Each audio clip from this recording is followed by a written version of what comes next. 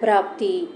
श्री भगवान कहते हैं, हे कुंती पुत्र, शरीर त्यागते समय मनुष्य जिस जिस भाव का स्मरण करता है वह उस भाव को निश्चित रूप से प्राप्त होता है।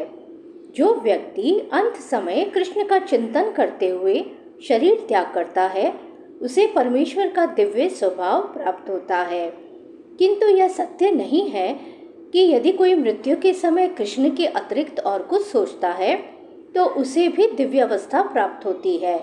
हमें इस बात पर विशेष ध्यान देना चाहिए। तो फिर कोई मन की सही अवस्था में किस प्रकार मरे? महापुरुष होते हुए भी महाराज भरत ने मृत्यु के समय एक हिरण का चिंतन किया, अतः अगले जीवन में हिरण के शरीर में उनका देहांतरण हुआ। यद्यपि हिरण के रूप में उन्हें अपने विगत कर्मों की स्मृति थी, किंतु उन्हें पशु शरीर धारण करना ही पड़ा। निसंदेह मनुष्य के जीवन भर के विचार संचित होकर मृत्यु के समय उसके विचारों को प्रभावित करते हैं, अतः इस जीवन से उसका अगला जीवन बनता है।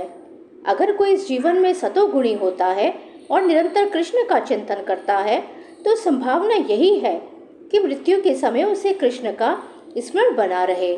इससे उसे कृष्ण के दिव्य स्वभाव को प्राप्त करने में सहायता मिलेगी। यदि कोई दिव्य रूप से कृष्ण की सेवा में लीन रहता है तो उसका अगला शरीर दिव्य आध्यात्मिक ही होगा, भौतिक नहीं। अतः जीवन के अंत समय अपने स्वभाव को सफलतापूर्वक बदलने के लिए हरे कृष्ण कृष्ण कृष्ण हरे हरे, हरे राम राम राम हरे हरे का जप करना सर्वश्रेष्ठ विधि है।